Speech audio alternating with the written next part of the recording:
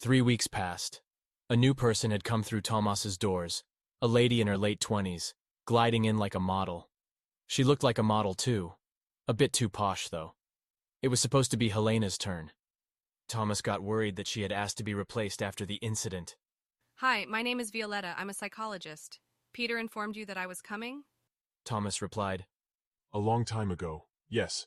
Is Helena still coming? Violetta replied.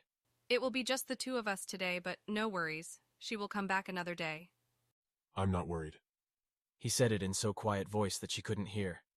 Tomas realized as he was saying it that it was a blatant lie anyway. He stood up and shook her hand. It's nice to meet you. Violetta said. I was told that you have all the groceries you need, etc. Yes, I don't really need anything, thank you. Well, I was hoping we could have a chat. Nothing formal, just a friendly chat. Is there any subject that you would like to suggest? She said it very formally, though. Tomas said. Yes, you. I would like to know more about you. What about me? She sounded surprised. Tomas said. Just in general. You know, where you came from, etc. They may have spent an hour or two talking about general topics, had a meal together, and Tomas got more relaxed while talking to Violetta, who even took off her formal suit to be more comfortable. Then out of nowhere, Violetta asked very casually. So tell me, what is it like to kill 34 people? If Tomas still had food in his mouth, he would have spit it out in surprise. His mouth stayed open for a moment before collecting himself. It was the first time he had shown any genuine emotion in a long time. Tomas said calmly. Peter said 33. I'm not even sure, to be honest. Well, I'm counting the one in China. Or are there even more that we don't know of? No, 34 it is then. Tomas got quiet, but realized that she still expected an answer. I'm not sure what you expect me to say to that. Violetta replied. The truth, of course. She seemed to have turned very cold in comparison to the previous hours that she had been very social, laughing and all. Tomas said firmly. I only did what I had to do. I didn't want to kill anyone. I didn't challenge that. I asked, how did it feel? Tomas took pause to think about it. There, in that moment, nothing. I was fighting for my survival. I didn't feel anything. Rage, if something. After, I do my best not to think about it. I know this is a hard question, but you must understand that I'm here professionally. Peter would like to know if you're fit to be released back to the public life. Should that even be possible? Tomas was shocked once again at how blunt and cold she had turned. Tomas said, I thought you said nothing formal? I have changed my mind, she said, shrugging her shoulders. Normally I go formal on the second visit once we know each other better, and thus my clients are more at ease to talk to me. But as I said, I also have a job to do for Peter, and you seem cool enough to make it happen as it is. I might just as well do it today. Okay. Even if that was the truth, why would you tell me that? Aren't you afraid that even if I'm not fit enough to be released into the public life, I would just run away anyway? There are the doors. Who is here to stop me? There is no point not being honest with you, if I expect honesty. I know it can be painful or awkward, but it is still the best approach. And to answer your question on who would stop you, the Triads would, most likely. If you go out before it is safe, you may die. If not them, then perhaps some other contract killers. I heard that there is a lot of money offered for your life. If I could, I would do you myself, to collect. She said that with a perfect poker face. Then she said, Laugh, that was a joke, of course. Lighting up like sunshine, even briefly touching Tomas's hand. Of course. Tomas really struggled to understand whether she was trying to be offensive on purpose as a joke, or was just being so blunt, so direct and cold, that it couldn't even be considered offensive, just truth. Violetta patiently waited for his response. I don't know what to say. One simply doesn't ask that question in the first place. Violetta retorted. Why not? I'm a psychologist, so I can. Besides, this is why I'm here, to make a psychological profile of you. Might have not planned it for today, but as I explained already, I have changed my mind. Tomas said. Well, we have spent a lot of hours together already. Can't you tell what kind of a person I am yet? Violetta said. You seem strangely ordinary, all considered. She seemed confused. Tomas asked, What did you expect I would be like? I don't know. I have never profiled anyone that killed that many people. Tomas firmly reminded her. In defense. Yes, that's correct. I don't argue that. I'm genuinely intrigued. Could I get an honest answer to that? As I said, I don't try to think about it, to keep my sanity. It's not easy. Now and then, I lose myself in those thoughts if I don't preoccupy my mind. I already have had a dream or two about certain events, regrets included. Violetta prompted. Regrets of what? That Mike died. That the girl died. And I just stood there watching them die. How did that make you feel? Tomas got emotional on the inside, but like always, nothing was happening on the surface. Tomas said, Like a pussy. Like a pretender. A failure. Some anger crept into his voice, but it was weak in comparison to what he truly felt. Violetta asked, Why? Wouldn't you die otherwise as well? What choice did you have? Tomas said, That was my rationalizing of my decisions. The truth is, I still may die. But I had a chance to die honest to myself, to who I thought I was. And who is that? Someone that would rather die in combat than watch two innocent people being killed because of me. And I did nothing. Nothing. They could have killed me after without the slightest resistance on my part. I would have not made them pay one bit for what they did, as I always thought I would. I will never forgive myself, never. Now Tomas was for the first time visibly upset, but still calm. Violetta noted, But you killed 33 people afterward with a sword. Was that revenge? Revenge? Lady, I was fighting for survival. They wanted to slowly torture me, slice off bits of my body until I was dead. His voice was raised now. And how exactly would you know that with full confidence? Violetta was still calm, cold. Tomas said, Because I was there. Because I'm still alive. How come only 4 of them stepped forward at first? How come it was obvious to me from the start that they were not trying to kill me, but to hurt me? They underestimated me. I realized that straight away and I didn't hold back one bit. I saw the chance. Before they realized that they couldn't just torture me, it was too late for them. The guy that came after must have been the brother of the DI that I killed in Hong Kong. He was toying with me. He was better, faster. I had battle rage in me and wanted revenge at that point. For Mike, for that poor girl. When he finally went full out on me, if it wasn't for the rage, for the will to live long enough to avenge them. Tomas struggled to say anything more.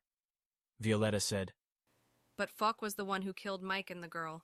You didn't really avenge anybody. You just killed people that had come to avenge the death of the DI's brother. One could say they had the same right to be mad at you, as you have now to be mad at Falk. I know that. As I said, I was fighting for survival. God, 33 of them, huh? He paused to think. Fuck them! Fuck them! Those scumbags must have done things in their past that are unspeakable. Killed innocent people, torture, and God knows what else. Then he got quiet. You want me to apologize for surviving? Not at all. I'm just trying to find out what's in your head. You mention God a lot. Are you religious? Tomas collected himself a bit more. No, it's just a habit. The best expression of what I'm trying to express. He got quiet again, but then remembered that there was another indirect question to answer. I just want to live a normal life. But even before this, I always felt that there was a gun pointed at me. What do you mean by that? There were always aggressors out there. As a child, there were bullies. As an adult, I feel that the state itself is the bully. How so? Oh my God, so many examples. We would be here for a lifetime. Let's just say that I don't feel there is any justice or truth. And if you object, if you try to point it out, or disobey the nonsense that may come out of the system, then you are fucked. He paused for a moment. I apologize. I swear too much. But when I get heated, it happens. Besides, there are no better words to express more accurately my feelings about it. Violetta said. It's okay, no offense taken. Tomas continued. The point is, if you don't like how they run it, they will make you by force. A murderer walks because of a legislative mistake? Oh well, he walks. The law is the law. You don't like it?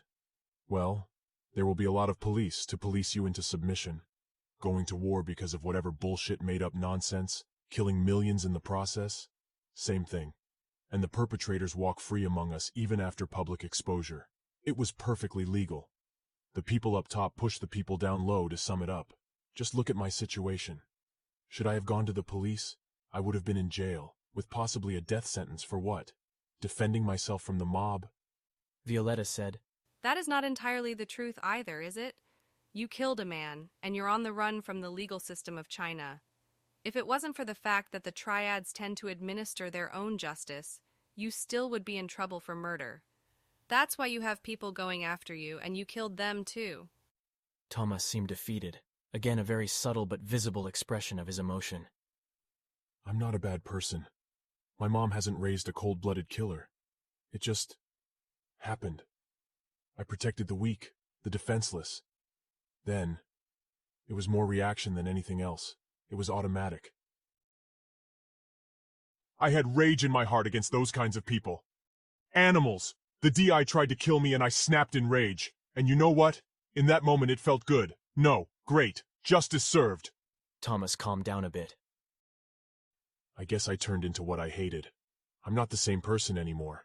Especially now. But I had no choice. It was either me or them ever since.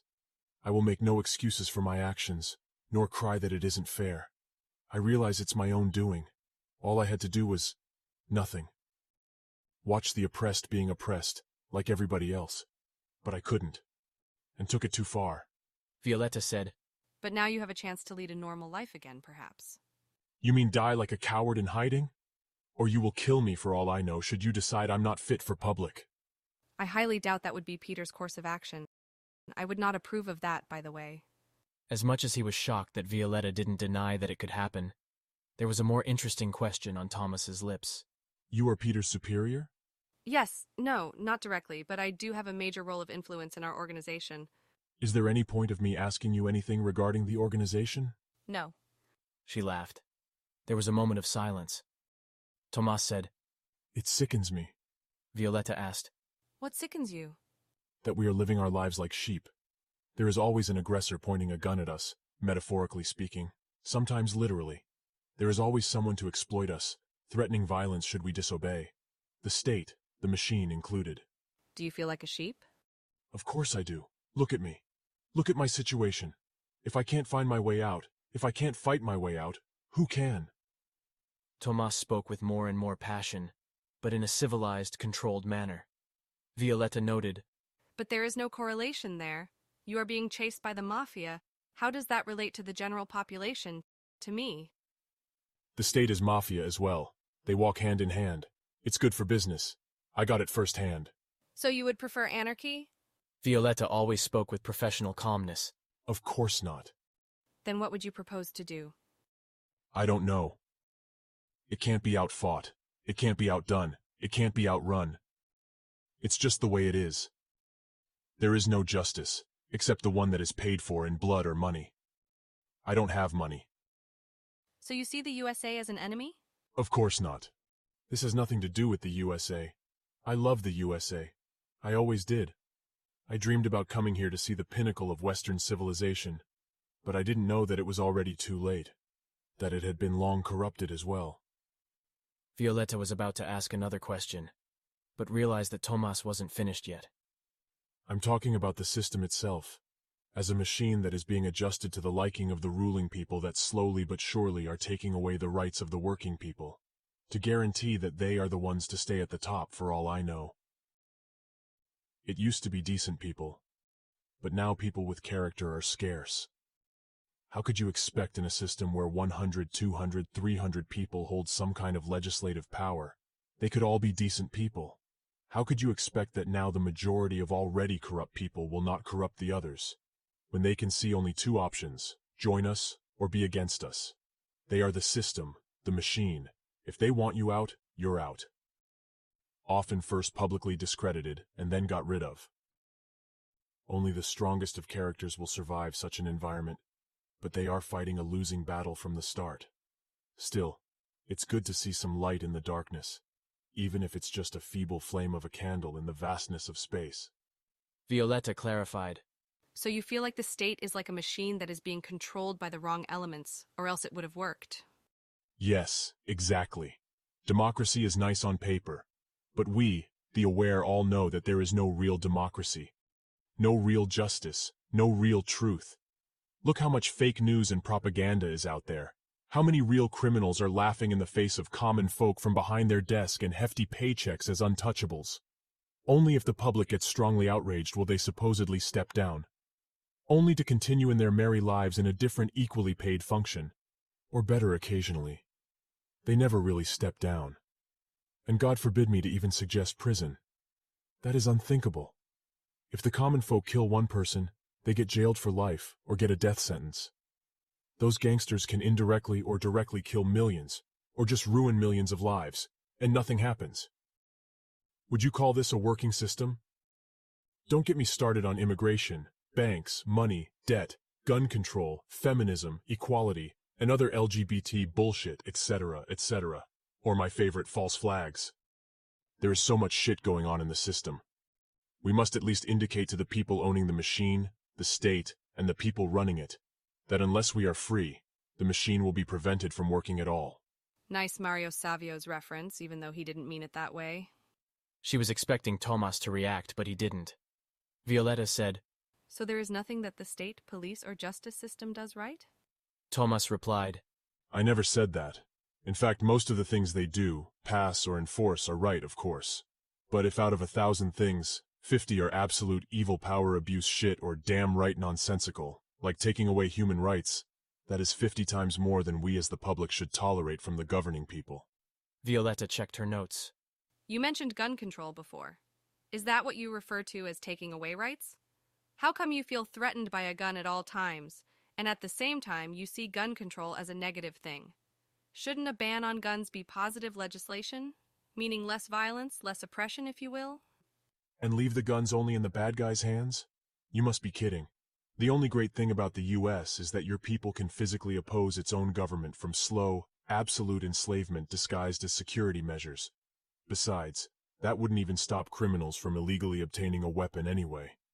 It would just mean that the law-abiding citizen has no means of self-defense outside of calling for help, which would, in many cases, just kill them as well. Or instead... No, I'm not even going to go there. But because there are so many guns, and people love their guns, I don't think that in the U.S. there will ever be an absolute ban on all firearms, nor that the state will take away those guns. The USA will still prevail as the last candle in the darkness. Tomas already felt exposed, unlike himself, and wanted to finish the discussion as quickly as possible. Violetta asked, What about fewer mass shootings? Tomas said, I don't believe that. It has little to do with the availability of legally purchasable guns, more so with the state of mind of the person doing it. Many people are committing suicide every year at an exponentially increasing rate. Even more people suffer from depression. They should look into why that is happening, the reason, so that fewer people would choose to take revenge on the public as a whole, possibly because they perceive them as their direct abusers, accomplices to the system. Not that I defend them, quite the opposite. Is there anything else you would like to ask me? No, I think I know what I need to know, Mr. Kudzis. I prefer if you call me Tomas. Bye, Tomas. Until our next meeting. You will come again? Maybe. Why? You don't want me to? Tomas said almost aggressively. No reason. Goodbye. Take care. He just felt cheated into opening up, which Tomas had no intentions of doing, ever, or to anyone. At the same time, it was kind of calming, but he wouldn't admit it. Psychology and all that is for the weak-minded, and he is no pussy. But intellectually, he found it stimulating. Take care, Tomas. It was very enlightening.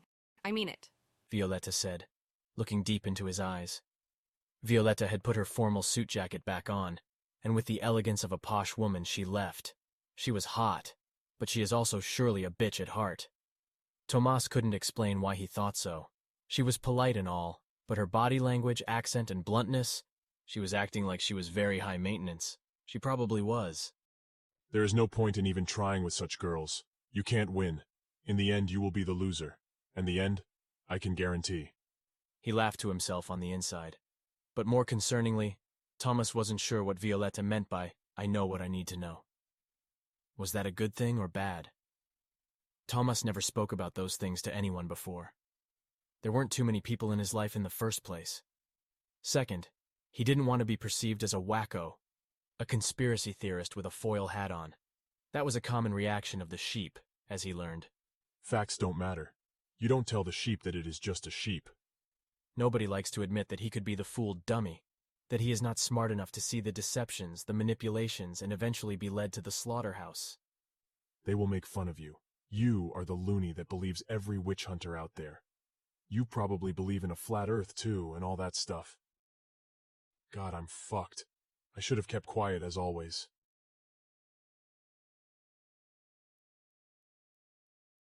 Please like, comment, and subscribe if you have enjoyed listening to this excerpt from the audiobook. Should you want to buy the audiobooks, you can find them on Amazon, Apple Store, Google Play Store, Spotify, and many others. Should you want to support me by buying the books, you can find them on Amazon. Thank you. I have spent a lot of time in hiding. I resisted. I have given them every opportunity to just let go of me. But the Triads wouldn't listen. They ignored my warnings of what would happen otherwise. I know that I don't stand much of a chance, but I will not just roll over and die on a silver platter for them. I will not go without a fight. They might take my life, but I will have my vengeance before that happens. I will show them the animal they all say that I am.